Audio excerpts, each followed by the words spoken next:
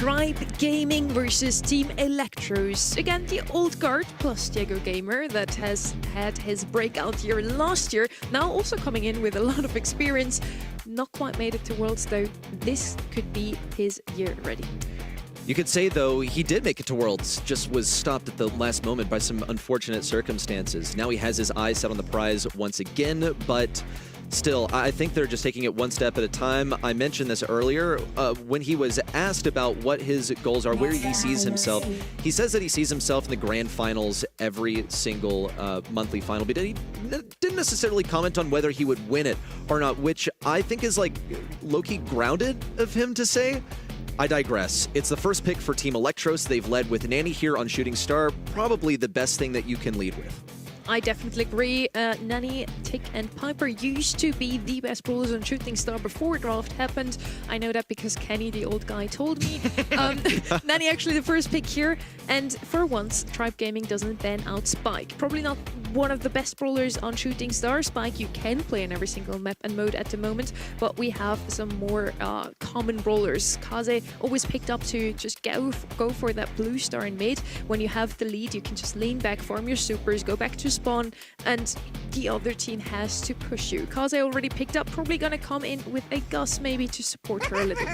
There's the Gene. Reddy and I were kind of looking at the notes there. It just felt like it was coming. On this map in particular, it's really interesting to see the layout of first overall picks now, because you almost have to be ready for anti-sharpshooter. And I think that's partially why Nani goes in first overall. It's not an S-tier brawler in the game, that's no secret. But on the other end, they decide to zag because they see that Nani, and Gene in particular, has a solid matchup into Nani, and is also the same concept of an anti-sharpshooter with the poke damage, the magic puffs, which can preserve teammates, and they go aggro with that as well alongside the Kaze. I think this is a great 2-3 turn. I really do think so as well. Like, how often are you given pretty much the perfect defensive setup and the last pick too at that?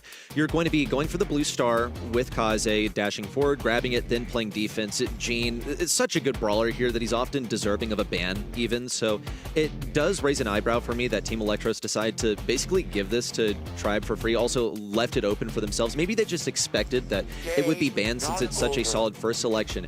A defensive 8-bit from Team Elektros is very interesting. Usually he soaks up a lot of shots from sharpshooters, and I think the mentality here for Team Elektros is that Tribe has not led with any sharpshooters so far, so they're not really concerned about what this 8-bit will face. You see Bell is banned, and so is Piper, two of the best things in 8-bit.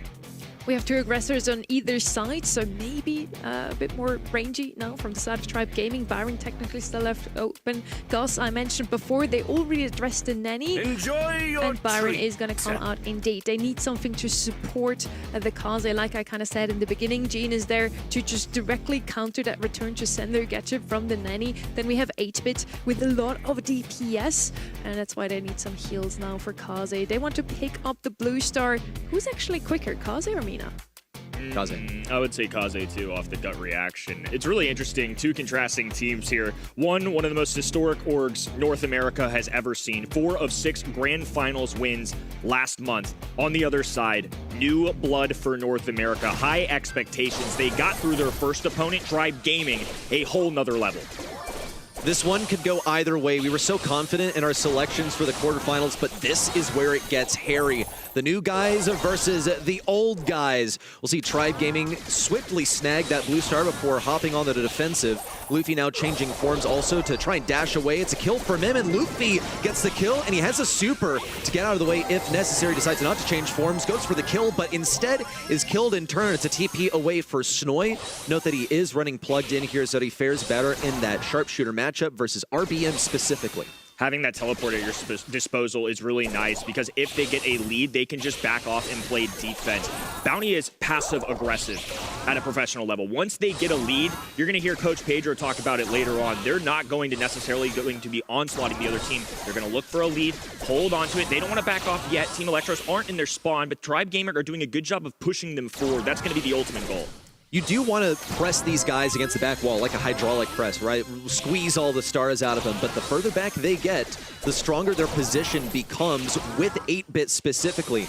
Now that he has a solid place to place down this turret, RBM could just chuck this Chug Jug over the wall and go for the kill on that booster.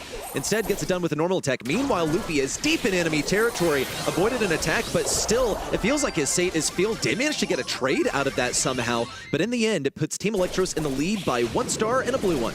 I'm surprised they even got a trade out of that. It felt like Luffy was going in, but didn't have RBM there for backup. And so Memon recognizes this, goes for the kill on the other end. Thankfully, Kaze was able to do a little bit of work or at least set them up. But the one thing that Team Elektros have to look out for in the closing seconds, a Diego Gamer pull. 13 seconds to go. Just a spare amount of time to win it. RBM has his hypercharged super in hand. That is his ticket to victory. Doan really needs that super. There's the pull. Another one on Memon could do it. 13-10. In the final seconds, one more kill comes in onto RBM. It's game 1 to Team Elektros. And really, one game is all I need to see to know that this is going to be an excellent match. I think there is a real potential that these are the top 2 teams for the entire region as the year progresses. I'm buying into the T hype train. I can't lie. I mean, for match arenas, a lot of scrims I've watched from North America specifically, and it's just a gut feeling. It's the eye test. And I listen to somebody like Snowy talk about draft strategy and things like that. They just get it. There's no lacks in knowledge. It doesn't feel like the nerves are really getting to them right now. They're tried, tested, a lot of work to go, but clearly they're built for this moment. It is something that they have forged through constant competition. They just love it. They live in it. They savor the moments where you have to fight your heart out to win. And it's showing here. But Team Elektros are actually at a 1-star deficit. This is the same situation as last time. You know that the blue star is going to head to Tribe Gaming. But for it to be handed over to Team Elektros like that, the way that they play so aggressively and now elegantly fall back to defense. You see Snowy is also equipped with his super now. He'll find the ideal place to put it. Looks like the back right. Not really a bad spot either because Luffy would love to be in that position. Now it's easy for 8-bit to teleport over there to flush him out. Team Elektros head for the hills, but they don't mind bunkering down, especially with an 8-bit turret that they're all going to be revolving around. Doan on this right-hand side as the 9 will deal some serious damage. Look at that RBM nearly evaporated with just 1 shot. Not even a full Nani shot at that. Windmill going down. Tornado to kick him up in the air. Diego Gamer wants a trade, though. This seems like a bold call. Snowy there to back him up as well. A gadget out of Diego Gamer. Not enough. Tribe Gaming finally get a kill, but it's still a 5-star deficit. Diego was hung out to dry on the left side. As Gene, you need a teammate near you, but he was completely alone, and look how safe Snowy is at the moment. He can TP away, he can avoid a Gene pull. The same goes for Mem, and just not really good targets for Diego Gamer. All of a sudden, this defense has become an offense. Make it 1 kill for Memon, and he's looking for 2. RBM is looking a little threatening, though, and with Luffy closing in from the left, it's just no good. 15 seconds to move. Team Elektros with a 7-star lead. RBM's been pumping Luffy with heals, and now they have to make it count. A couple taps at TP away. Memon can expand. They know they've got this in the bag if they just hold on. Return to Cinder coming out of the top-hand side. Need a pull, but it's onto the wrong object. Another benefit of running that 8-bit in TE. Clear out Tribe Gaming in set number 1. Gosh, almost looked like there was not a point in Tribe Gaming resisting because their strategy of get that blue star, then play defensive, it didn't work either time. It didn't work at all, maybe for like 15 seconds, but at that point I say no, there's no function there. Get the blue star with Kaze, run away, try and get a Gene pull. When you do get a Gene pull, doesn't work out because you have 2 targets that are suboptimal to pull, and that's to be expected when Gene's picked up early on in the draft. It's supposed to influence the draft in a way that benefits your defensive play style, but it was completely shrugged off by Team Elektros. Really solid showing, and to add on as well, in terms of the strategy, 8-bit we've seen a handful of times this weekend, but on Bounty, on Shooting Star specifically, I feel like this is a really good callback from them. It's even piling up 6 kills there. Doan, of course, doing DPS. I think it's safe to say he was involved with that set. Memon with 8 as the aggro brawler. A lot of the times, that's his role on the team. He is usually the designated Mino when they're playing jobs like this. I think the fact that they are able to win this with a little unconventional strategy and the mechanics look good, it's only the first set. I'm immediately nervous for Tribe. Also, just this draft, this strategy, it's a head scratcher for me because it's so difficult to pick apart. The first pick was not the difference in the way that it was a DPS difference or a kill difference, because you saw it's actually relatively the same between the Gene and the Nanny. It didn't mean too much to give it the Gene just from kills and deaths. It really came down to how the rest of the draft formed around it. That's so nebulous. It's so difficult to understand, but clearly Team Elektros understand this game on a different level. Perhaps, and I guess we'll unravel this as the day progresses on, better than Tribe? Man, that would be quite something. I mean, opening month, you could hear it in the interview as well, but he said, we knew we're good, but how good is good compared to somebody that's won 4 of 6 monthly finals last year, that has a lot of history in this region, that picks up Diego Gamer, who was a breakout star last season, and they're showing off here early. Have yet to drop a set in our monthly finals so far, and I think if they get through this hurdle as well, we'll be very deserving of it. I mean, Vatic are no slouches, and they still swept them in a 3-0 fashion. Tribe Gaming are not going to go down quietly, though. They've been in this spot before. They are a team that has been pressured many a times. I know that the ceiling is very high for them, but I think they know it too. Last year didn't go the way they thought it would. 4 of 6 monthly finals in their home region. Brawl Cup, devastating results. And then they get to the World Final stage, and especially in hindsight now, it doesn't feel nearly as bad, but to lose to Crazy Raccoon in the same fashion back-to-back years, to lose to the second place team in Humble, you can hold your head up high, but for a team losing to that quality of level, to not even make it to something like a day 3 has to hurt. Yeah, in hindsight, exclusively does it hurt less, okay? Because Crazy Raccoon, of course, eventually wound up winning the World Finals last year. But in the moment, you see a team that sort of limped into the last chance qualifier. They made it out by the skin of their teeth and then go to the World Finals to beat your front runners from North America. Doesn't make you feel too great about your home region, I'll tell you from personal experience. Tribe Gaming, however, yes, I do genuinely think that the Brawl Cup was sort of the beginning of the doubt starting to pool and form in our minds. And unfortunately seems to have extended into this year. Is it just their misfortune of facing Team Elektros here in the semifinals? Because roll the dice, it could have happened on the opposite side of the bracket. Mental hurdle they'll have to overcome, and it was enough to justify in their minds a swap from Zeus to Diego Gamer. Now as we enter double swoosh, IMS is always a must ban for me. If you don't have that first overall selection, it's gotta go. You've seen Team Elektros eliminate that immediately. Their flex ones, though, are going to be Mortis and Spike. A couple brawlers showing up frequently. On the other end, if you have that first overall pick, typically you're setting yourself up or you're removing objects in the 2-3 turn that you don't want to see your first overall pick play. It's very true. Also have to keep that last pick in consideration. What do you want to play? Well, Tribe Gaming have that first pick. They're going to be getting rid of Tara. Interestingly, they just don't want to play it. They don't want to be forced to play this as a first pick. Pretty interesting thought there. We'll see also, of course, M's banned by Team Elektros. It's just this must play if it's available. It had a 100% win rate. That's absolutely insane. Was that in your notes, Kenny? Because it wasn't in mine. Nope. Once again, 8-bit last round. Kit this time is an assassin of choice that I did not anticipate. Something like a Poco mid has been more traditional here. Janet, I'm curious what they pair this with because Kit naturally doesn't show up a ton on this map. Sandy was one that I was curious if they were going to pull the trigger on because sometimes you'll see teams go Crow and then it grants them immediate vision every time you pop that Sandstorm. It seems like that's something T are not worried about. Okay.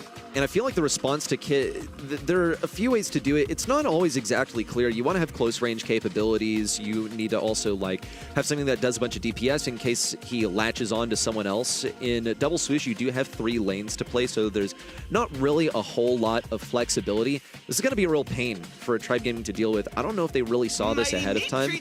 That's the Doug, and that's the response. If Kit jumps on you, guess what? You got some extra mustard to put on that next attack. I think it does what? Doesn't it do like 5,000 damage? Yeah, it's something absurd for Doug. You can also toss the hot dog to someone who gets jumped by the Kit too. So this is interesting that they go Kit this early on because I think if you're the left-hand side and you're looking at this, you can either beef up or go really anti-aggro. Something like a Chester would be a unique one if you just wanted to shut down the Kit.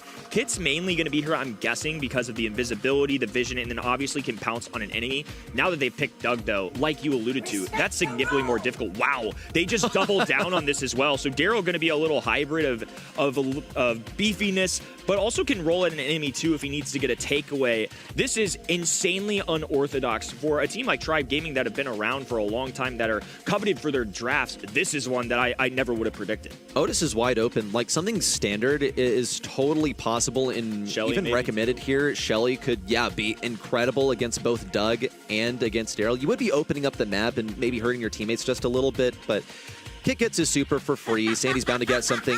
Shelly's an excellent call-out because you're going to be hard countering both that Daryl and the Doug. Not an excellent matchup against the Crow, but guess what? You're going to be staying far away from that. Crow's going to probably play. Well, actually, could play mid here. Honestly, with a Doug in the mix, I begin to question everything I know about Brawl Stars. Let's just be fair. Yeah, it's just unique. I mean, if TE win this set, it will be the ultimate flex. They picked Kit I mean, the opening of their draft, it's a 2-3 turn. They didn't even try to hide it. They telegraphed it. They told Tribe Gaming straight to their faces what they wanted.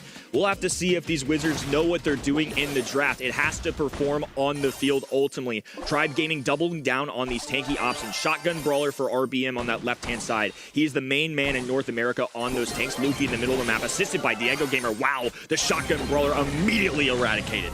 RBM towards mid will claim a life, but not those gems that he wanted. And Snoy is fed 3 more attacks, and just like that, he mathed it out, knew what to go for, popped that Sandstorm down, and here comes the Resurrection. RBM back up for more, looks for 1, knows that he's not going to get 2, but gets a little bit of damage in anyway. Doan in close range will eradicate yet another, but Luffy is here to try and hold on to the control. Oh no, but he doesn't know that Memen's on the left lane. Does RBM know to check for him? Okay, Memen, you're trigger happy, bro. Just thought that RBM was going to be a little bit faster. The Resurrection on the right side once more. Diego Gamer is back up and running again, but it's not really helping the team. I think the fact that Memen even got a trade there is wild, but Diego Gamer immediately just walks him down. Doan gets a kill, slides out, low HP.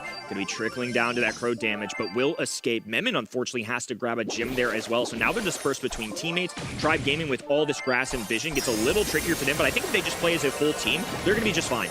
Here's a speed in the brief mute from Snoy with his hypercharged super. Memen claims 1 life, and now TE are all up in the bushes, and all of a sudden, wait, where'd the bushes go? Well, they were all exploded by Shelly's super. Here comes another Resurrection. RBM is going to be nice and healthy for a hypercharge roll backlines. 1 stun, 2 stun. And a blue move back into mid. Luffy has his hypercharge and super ready. He'll be able to escape if necessary. Look how quickly the supers are being fed to Snoy as well. Tribe Gaming can buy their time just a little bit here before they move in. Team Elektros are about to start this countdown, and they have all the space in the world. Outside of Shelly, the paper matchups are fine, but they are super feeders. It's way too easy for Team Elektros to feed off of this, and now Memen can just be a full-on bodyguard. Tribe Gaming have no mobility. If RBM doesn't have a super, it's going to be left to Luffy just popping a super here. That's exactly what he does. Purple button goes down with 7 stars on his noggin. He's going to have to dive in. A few gems being exchanged, and TE make light work of that. It was back and forth the whole way, but as that progressed, it really felt like TE were clawing their way back and just having a huge vice grip on the middle. You have 2 tanks into a Sandy. What are you going to do about the Sandy? Well, you're going to be feeding it 1 super after the next, and they weren't even like subtle about it. They weren't even trying to avoid it because it's honestly a waste of effort to make any sort of attempt at that. Team Elektros were getting Sandy supers every 5 hits. RBM is being a bit more conservative about this. Look at Diego Gamer, the way he advances into the right side. But any sort of stun leaves an open opportunity for Snoy to go and grab a few shots. Just 1 more gets him his super. And there it is, the first bit of control for Team Elektros on mid, but they only have 1 brawler left, so they're going to have to play this cautiously. Oh, rather than play the mid, Doan just gets so bright in the face, has had an extra life as well. Great reactions out of RBM, one of the best tank players in the entire world, doing a great job making sure they protect their home side. Now Diego Gamer has the gems in his pocket. I think that's okay for them as well. As long as RBM can stay aggressive, it's a good thing. Doan, though, has a hypercharge available. Pops right out. Doesn't get the contact, though. Tribe Gaming dominant so far in this game. They're just not relenting any position. Team Elektros may be a little too caffeinated right now because they're trigger happy on a couple of abilities that I saw so far. It was the Shelly super most recently. And gosh, just not really what we wanted to see. But here comes an aggressive move. Snoy going to charge him with a hypercharge and a hypercharge super down. Will assist Doan in getting forward, gets him that speed, but he doesn't really want to move past RBM. So hastily, we'll see a kill from RBM. Make it 2. Memen now looking for the stun onto Diego Gamer, but a plain old hypercharge super to the sky from Diego Gamer interrupts the winning streak. Tribe Gaming get their game, and they will stall out the second set. It looked like it was going to be a steamroll for Team Elektros, if I'm being honest. Now, we've come to a halt. Completely different outcome in game number 2, and I think you saw the exposure of something like a kit that early on. In the draft, these are unique brawlers, but very targeted at dealing with that kit. It almost feels like Team Elektros' comp got exposed for possibly being too cute there. Obviously, they won the first game, but you know, and the second one, it didn't go their way. Tribe now have had a game of adjustments. This could be over for TE. It's going to require a lot of hard work and great skill to come out of this on top. No, they don't really want to kill Diego Gamer. Oh, Snoy once again just too early.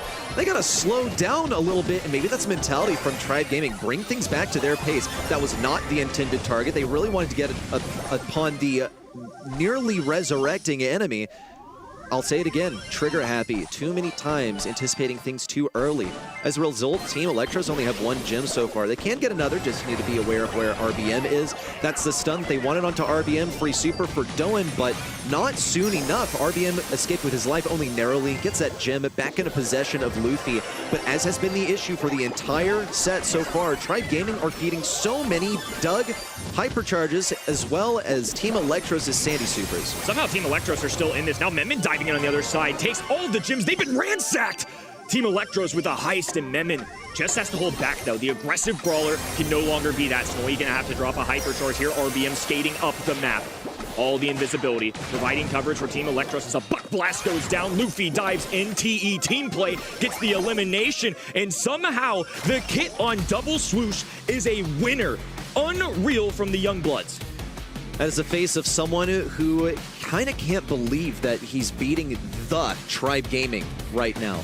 They have that confidence, that swagger, and also just like the experience by this point to know that they really can't take anyone here. But man, that's a contagious smile right there from Snowy, because you heard in the interview they like didn't know they were this good. I mean, they knew that they showed up in one match arenas. They know that they'd beaten some top teams when the top teams swore that they like weren't giving 100%, but secretly were. And now they're one set off of a grand finals. And we mentioned it before, they have won against Tribe before in a match arena, so maybe even Tribe didn't really feel like this is an opponent they have to take serious. Match arenas is something completely different. Scrims as well from an actual monthly final. And they're surprised by themselves. I'm not too much, honestly. I looked at their scrim results. I saw what happened in EMEA with Guesty, and I actually put them down as my winners overall of today in my event website predictions. By the way, if you haven't logged in your predictions yet, eventtheprocess.com, you still have some time. RBM and Luffy here on the most kills. But once again, it's not about kills. The objective is to pick up those gems, and Tribe really fought hard. Once again, a very close battle. Tribe just came short a little bit. I can't wait for pro players around the world to break down what we just saw, because I want to know what the influence of the kit was. It's something that I really haven't seen scrimmed anywhere, and as somebody that's watched some very talented players in this region go at it for a little bit here, never on my radar. Not one time have I seen that, and it still made it work. Despite how scrappy of a set that was, I think Team Elektros are pretty darn happy that they got away with that there. Tribe Gaming got to be kicking themselves. And I think, Kenny, you put it perfectly before. You said Team Elektros, they grew up with Brawl Stars in the draft era. They never had a different Brawl Stars in their hands. And yeah, they're quite literally Brawl Stars kids that now grown into age, finally 16, to compete in the monthly finals. That's right. and this Brawl Stars school has taught them just how to play super aggressively. They don't really have a care in the world, going in super aggressively again and again. Bringing us some new ideas in the draft as well with this kid you mentioned, and that's exactly how you win in 2026. When the prime years of your life are spent mashing the buttons and picking the correct brawlers, Best choice. Yes, is the best preparation for competitive Brawl Stars. Let's break down this draft so far, Kenny. You see Team Elektros with the first selection of Spike. I believe this is the second time that they've first selected Spike over here, just saw it a moment ago. And it's the correct selection, I think. Now, in terms of responding to the spike, something like a Colonel Ruffs, I think, has been a popular response to it because you can block those spikes pretty well. You can also break down some of the walls, get up close and personal. That's for a different purpose, of course, if you want to bring in some anti-thrower action. I think this map is really interesting because you have to be ready to go anti-tank / aggro off the rip. And that's why Spike is going to be such a popular first overall pick here, especially in this situation. I think a lot of pro players would have made the exact same move. So now that they've established that, they can be a little more flexible in what they do at the 4-5 turn. If you're Tribe Gaming, though, and you're willing to pick Frank this early, you have to be able to back it up. So stripping something like an Otis away from Team Elektros, I think is a good call. I kind of saw that Otis on the other side. Honestly, you have to pick something to address this Frank. Now, yes, you already have to Spike, and honestly, Tribe Gaming, we've seen it in the quarterfinals, they had Spike banned out in every single map they played. Now, finally left open, Team Elektros is gonna immediately pick him up. It's a super good brawler in a map like this one, where it's all about holding on to mid control. Mina would be one of those brawlers that I kind of expect to come in here, as she's not banned out, and she is usually. Max is gonna come in for the second time for Team Elektros. They're a huge fan of this brawler. They like it. They love the speed is really the big thing. They like how it can enable a tank, and I think that's what they have in their mind, because look at what they banned.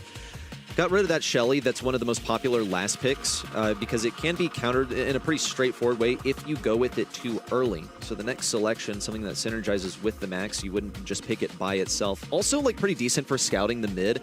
Probably going to be bringing up some vision gear. Mo's going to be well equipped for that as well. So now you know that you can take this Mo, you can super to the other side. There's not going to be a Shelly waiting for you on the other end. Mo is one I was kind of looking out for there. I think just the ability to have such a goal-scoring opportunity, and now you're empowered by the super speed. It also does insane damage. I mean, Mo and Spikes are similar shots, same brother, different mother maybe, but nonetheless, it's just a good overall composition here. So now I think this gives Tribe Gaming something to think about. They can play Otis mid as a flex, but into something like Max, it can be really pesky to deal with. Spawners seem to be their solution. So Charlie with the Cocoon is going to be able to put a Screeching Halt to max speeds, to Mo's dashing in your face. I think this is a really creative solution. It wasn't at the top of my mind, but I totally see where Tribe Gaming are coming from. I agree. Charlie's definitely a good option here. Can deal with those aggro bowlers on the other side. Kind of was expecting Crow to do just that, but Charlie works well for that too. Tribe now finally needs to win a set, so we finally have a match. We do want to mention though, again, Tribe hasn't lost a single set in the monthly qualifiers and in their quarterfinals today, so Team Elektros is the first team to even take a set off of them this month. Hopefully Tribe are just getting their losses out of the way here, and they'll be coming back stronger because I feel like Team Elektros are really showing them up here. And look at this, they already have mid control, but it's basically been offered to them. Doan with the super forward to get one kill. Not quite yet ready for that pass. Need to get Diego Gamer out of the way. No super, no nothing, not a spider in the world. Snoy rockets one in to get a goal for Team Elektros within only 25 seconds. Unbelievable stuff. I mean, just making light work of a monster in Tribe Gaming. Doan on the left-hand side was able to engage early. The faster you can charge up that super, the better, and they were very aware Diego Gamer is the one with the Cocoon. All they have to do is stop him. Now an opportunity, though. Hypercharge on the right-hand side, a cutoff from the fast ladder, but matched by one of Snoy's. Oh, he might be feeling dangerous here. Has a super in the back pocket. Now a dive in from Doan, going for the hypercharge just for the ball, and 64 HP. Will keep Tribe Gaming alive in this game number 1. Could have gone either way, really. 64 HP. I mean, might as well be 0, just a coin toss of a difference there. Team Elektros now have stormed mid once again. Looked like an overextension there from Diego Gamer. Didn't really expect to be run up on so quickly. He's respawned now, but he has to take the place of a weakened Luffy. On the right side, RBM slowed down, pummeled with even more damage. Does get that withdraw onto RBM. And of course, RBM falls there. Team Elektros now assembling once more. Luffy sneaking around with a super on the right side. But he's kind of estranged from his team. Needs to connect with RBM in mid, ideally for a pinch versus Snoy. But Snoy's too wise about this position. Eventually does get pinched. Just didn't really have the support from Memon at mid. RBM attempts to get the kill, but it's no good for now. But finally, it looks like Tribe Gaming might have some positioning here. Otis might have walked himself into a corner, but 2v1 situational Electra Spiderling. Now all these walls being torn apart. Not a thing that Team Elektros can do. Frank just too powerful in those situations where he's at the mouth of the goal. He can just walk it in, but TE have plenty of utility in their back pocket. Purple buttons going down for them immediately. Doan diving in, RBM eliminated. Ball still in Luffy's hands, kicks it over the left-hand side, but it will fall into red arms. Diego Gamer staying alive, crucial, because now this is back in Tribe's side. Snoy gets to move forward. He has possession of the bushes and the super. He was only one shot off. Blocks off RBM entirely. About to be a lot more terrain for Team Elektros to work with and not as many walls for Tribe Gaming to hide behind, especially RBM. Here comes the countdown. Only a few seconds till the walls break and the hypercharge super is out. Snoy has the super, but there's nowhere to really pass it to. Back over to Memon. Oh my goodness, an attempt and a hasty one at that to get it into the goal. It could have if it weren't blocked by Diego Gamer. Now it's possession for Tribe Gaming. Doan has yet another super, but the ball finds itself in the clutches of Diego Gamer. RBM fully distracted by the little rat on the bottom right of his screen. Now Snoy lobbing up shots from the long range. Needle grenades going down. As Max in the standstill will regenerate, waiting for the teammate here. Hypercharge super being popped. RBM can't cling on to any of the enemies. It's going to be a hammer hit, but not enough. The giant underground rat is able to move his way up the map, but the Cocoon will buy them some time. Snoy, hypercharge active, hangs on just by a thread, has a super as disposal as well. The pass back up to Snoy, but he has to go retrieve it. Really want to get this one down the field. Pass up to Doan would be ideal. Now he has a super. Pass over to him, gets it in the goal. Bang for Team Elektros to go to match point. What a daisy chain down the field. What team play. Despite being in a situation where Tribe Gaming felt like they were able to punch one through, it's Team Elektros shining. Just no matter the situation, this squad has found a way. It has been scrappy. This reminds me a lot of a match that we saw in SA. It just felt like every single time it wasn't perfect, but you just had to find a way to win amidst the chaos. And that's exactly what Team Elektros are doing. They feel unfazed. It doesn't feel like the nerves have gotten to them at all. And now Tribe Gaming on their final life, just one game away from going down. Pass over to Snowy once more, but he hasn't cleared out the left lane like he has in the past. Luffy is there to pinch out Snowy. Looks like it's going to ring true, but that nice super from Snowy blocks the attempt at a push in from Tribe Gaming. Tribe have to be so nervous right now. They're only one game away from dropping out of the monthly finals. In the semifinal versus these new faces in Team Elektros. They're waiting for Team Elektros to make the first move. They already went in with the speed. They've lost one of their number. They kind of have no choice but to move forward. An attempt at a super really falls flat. Doin is still going to be getting some serious damage onto RBM, but RBM is able to throw this ball away. He's able to keep Team Elektros away from the goal. Great punt out of Frank there. Gives Tribe the extra legs to now move forward. Cut off on the left-hand side as Snowy stays alive due to the life plant hypercharged super here. They're definitely intending to use it. Now a march forward. Purple button available for Snowy. Dribbling, executing. Now a dive in from Doan. Ooh, just off the mark a little bit. Gets stuffed with a Charlie spawner as well. Life plant there to keep Snowy afloat. A little bit of body blocking there. This could be a cheeky attempt at a goal. Instead, though, it's going to be Memon trying to punch one through. Luffy on the line, trying to stop it. Bouncing up and down as RBM will finally cling to it and dump it on this right-hand side. RBM, where does he really have to go? Doesn't want to feed the super to Doan because he knows that that could be a super. On the left side, Snowy blocks the mute from Luffy. That's a huge move, total waste of a super. And look how low Tribe Gaming are. RBM, of course, is in possession of the ball. If they can just get away from him, that would be their ticket to a goal.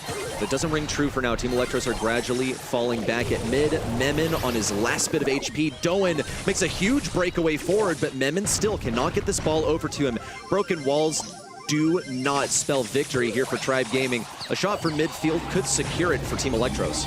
The Mo pick really showing why it had some value here. Full defense, though. It's going to be a box on the top left-hand side. They're castling that ball as Snowy fully executing defense as overtime starts to collapse on them. Tribe Gaming have the numbers. Now down to a 3v1. Hammer hit galore. Purple buttons everywhere. And Luffy punches one in with 5 seconds to go. Even with a max super, not enough time for Team Elektros to respond. NA's Giants still remain. They've finally been interrupted for a moment. They'll have to take a breath and consider what went wrong. Team Elektros seemed invincible up until this point. Of course, a whole lot of questions surrounding them and what level they're really playing at. Doesn't seem like they're really phased. No reaction change for pretty much the entire match so far. Just sitting down, playing Brawl Stars like any other day. Pretend it's just a Saturday morning Matcherino versus Tribe Gaming. But now you're on the big stage. Have to wonder whether they're feeling the pressure just yet, because it doesn't really look like they are. It's going to be a snag onto Doin. Excellently aimed super from RBM. Tribe Gaming moving up the field, unlike how they've played in the previous games. RBM, ooh, I feel like maybe have an opportunity. No, they're patient. Oh, that is devastating, but it's a mistake. They get too greedy. RBM now has to punch this one up. It's an ugly pass over. Diego Gamer still punches it through. A little cheeky, though. I think they knew they had the goal, but one missed pass could have been devastating. That could have cost them for sure. Yeah, not pretty. Team Elektros totally could have recovered that if they'd expected such mistakes from Tribe Gaming. Diego Gamer's trying to make a solo play. Looks like it's going to work out. That's a Cocoon over to the right side, and no one to defend it. Tribe Gaming finally get a foothold on this match. The streak of Team Elektros has been ground to a halt. They won 5 sets in a row, and they'll finally take their first loss. This is officially a fight. Team Elektros have now been punched in the mouth, so at least they're looking a little more alive. Can't just go on autopilot anymore. This is a huge thing in sports psychology in general. A lot of pro athletes, especially ones in basketball or in sports with series to win a championship, similar to our monthly final structure, winning the last one is often seen as the hardest. And this is the first time Team Elektros really have had that pressure on them. They're facing against Tribe Gaming, the roster of last year that was dominating this region. It felt like every single month, all grand finals for them.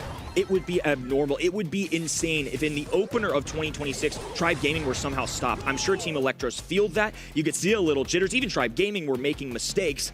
But nonetheless, still alive, still well, and Tribe Gaming have given themselves a chance. Tribe Gaming finally woke up, but honestly, I feel like I'm watching an East Asian team, but with the discipline of a seasoned EMA team. This does not look like a team of rookies at all on the other side. this set just as well. Team Elektros looked super, super strong. Tribe Gaming is finally, doing something against it. RBM, star player before already, now looking fairly strong on that Frank as well. But yeah, on the other side, I don't see NA player usually with this movement, and we finally have no 3-0. We finally have a match in our hands already. I'm gonna enjoy my popcorn over here. I'm ready for the next set.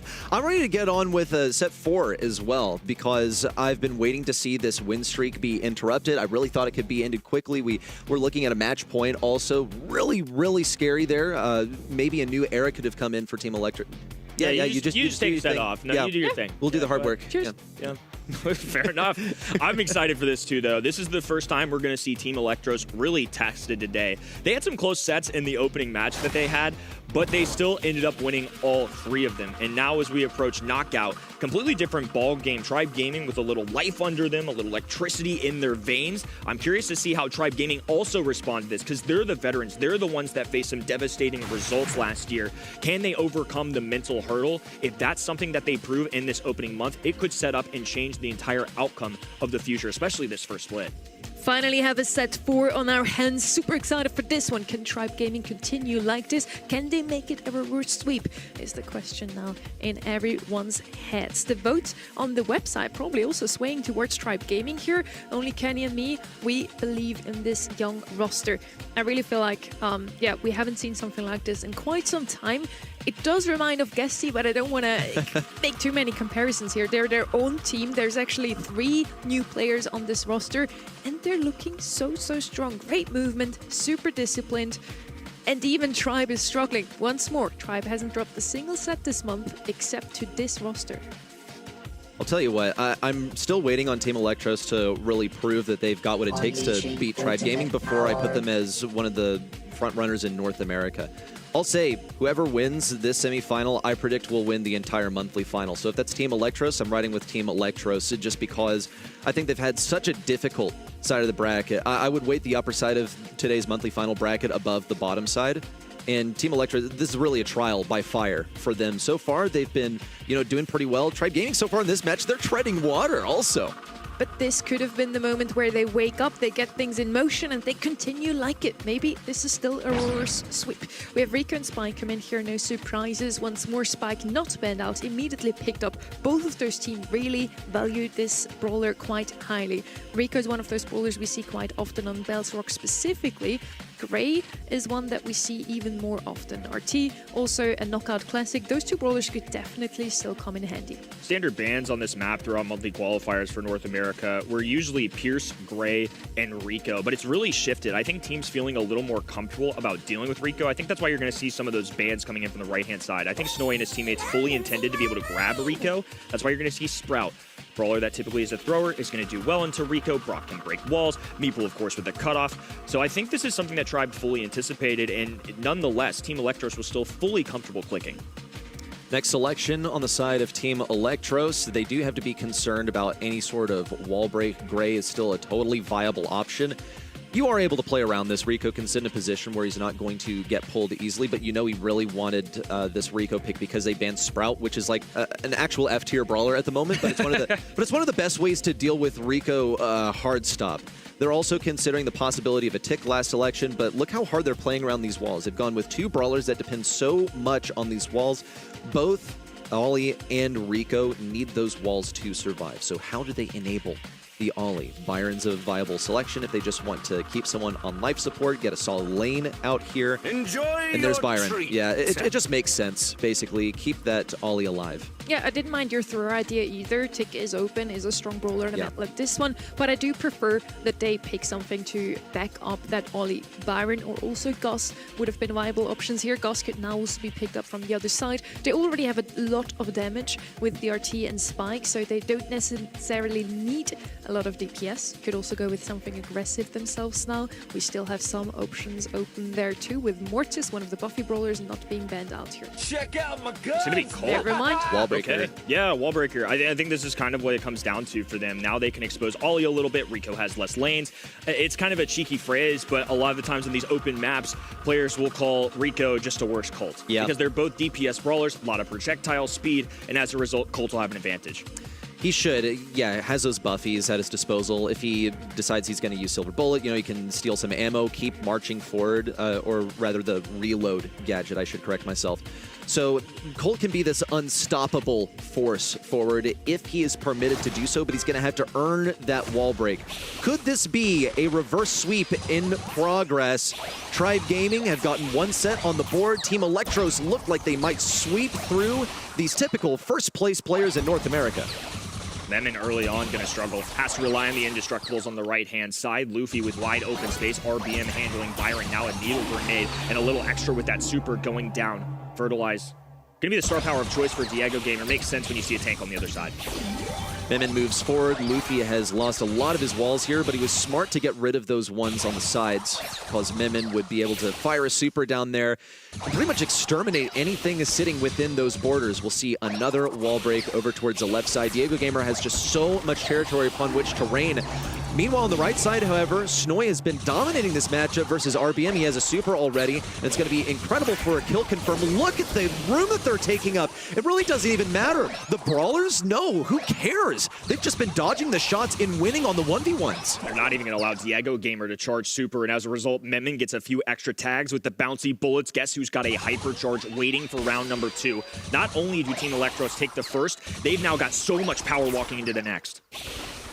When they asked people in the competitive scene about what they think of these players on Team Elektros, they said they just don't make mistakes. You have to best them in the draft, and right now Team Elektros have actually made quite a big mistake whiffing that Rico super. RBM can't get close enough to Memon to use his super. That is going to be a kill on the bottom side. However, Luffy looks for the kill. Is a little bit hairy. Doin at mid will get the jump on Diego Gamer. Luffy on the top side strafes properly. It's a 1v1 between Doin and Luffy, but I think we know how this one goes. This is going to be a dance of Doin just trying to recharge and time this right, because he doesn't want to leave Luffy with too much space. He's not allowing him to regain health points, and now Doin going to be pressing against this L-shaped wall on the top-hand side. Colt forced away in the closed space, not where he is going to thrive. In this one-on-one interaction, Luffy has been tasked with an awful lot. So tense. Doin, a player that I've heard is the most skilled on the team. The same goes for Luffy, one of the core players. Really needs this damage, but Doin's just playing with his food. Gets a hypnosis. How long were you hanging on to that, man? He had that for several seconds, just playing with his food. Not revealing when he was going to click it either. A little mind game going down, and now a match point for the young roster. North America has been dominated by Tribe Gaming. Last year, there were roughly 2 teams outside of, at the time, Bobby's roster, now KDS. Every other time, it was this roster in the grand finals. And already in 2026, they're in danger of losing that spot. That is a wild thing. That is a huge, monumental shift potentially in this region unfolding before our very eyes. It's match point for Team Elektros, 1 game to win it, and they did it in the last one in such an incredible fashion. 2 rounds. And that's going to be the first kill, in fact, coming in from Luffy, but it is an exchange. It's 2v2 now. With the walls broken down, Luffy can still assert his dominance, but it's quite difficult. He's basically in a Colt 1v1. He has more DPS. He's able to break down the walls, but he obviously doesn't feel too confident since he's not approaching Memon too quickly. Snoy running the piercing star power as well, so it will go through that life plant. That's a large choice for why they're laning Byron on that right-hand side, despite maybe a slightly tougher one for Memon. Again, it's just a much more difficult version of Colt. Instead, though, he's getting empowered. Snoy landing a shot as well. Luffy, a goner for this world as Memon charges himself up with some heals as well. It's the go time. Snoy can hold on. Diego Gamer doing his best, but in this 2v1 interaction, just won't happen. TE, 1 away from taking the match. It's 1 round. Are you down to your final life, Tribe Gaming? What would you do if you have 1 chance to win it? Something that you could not safeguard yourself against this time, but they made their way to the grand finals every single month. Last year, they switched up some matchups as well. RBM going heavy on this left side, but they're fighting mostly 1v1s, and I think that's where things really fall apart for Tribe Gaming, is they're not playing as a team. Walls go down, but the 6-shooter won't connect with a single member of TE. It's Snoy moving to win up this map as Memon gets charged up, a hypercharge going down. No contact there, but Tribe Gaming forced down to the shallow side of their spawn. It's going to be shots still incoming as they'll rotate on the left-hand side. Diego Gamer using the life plant. Snoy from the distance, trying to rely on these shots, and now a hypercharge for Diego Gamer. He knows they have to make something happen here. All of a sudden, floor has been spaced out for TE. Doin equipped with the super, getting all the heals in the world. It's Diego Gamer the first to fall. 3 versus 2. It's a death sentence for Tribe Gaming. How do they get their way out of this one? The inaugural damage comes in from Snoy with super down. Luffy forced against the wall. Arbian, the last one remaining. And reality starting to set in. The pins up to the air, the spins. And that is the new reality of North America. Team Elektros and the grand finals. Rookies making a splash. Temperatures increased in North America. NA's new hotness, turns out, is a cut above the rest. The future is now in 2026. You're seeing it around the world. And these rookie sensations, Snoy, been around for a little bit, played in some qualifiers even, but waited, was patient, wanted to get the right teammates in place. And now it seems like he's got a trio worth taking the top of North America. Is this the future of North America? We said the same last year about Tribe Gaming, where they repeatedly made it to the grand finals, took #1 4 out of the 6 months. And now we have seen them bested in just the first competition of the year and seem to be even stronger now that they had Diego Gamer, strictly stronger now that they were aligned on objectives and training regimens. Tribe Gaming looked phenomenal today in the quarterfinals, a 3-0 sweep in the qualifiers as well. But nobody can beat Team Elektros today.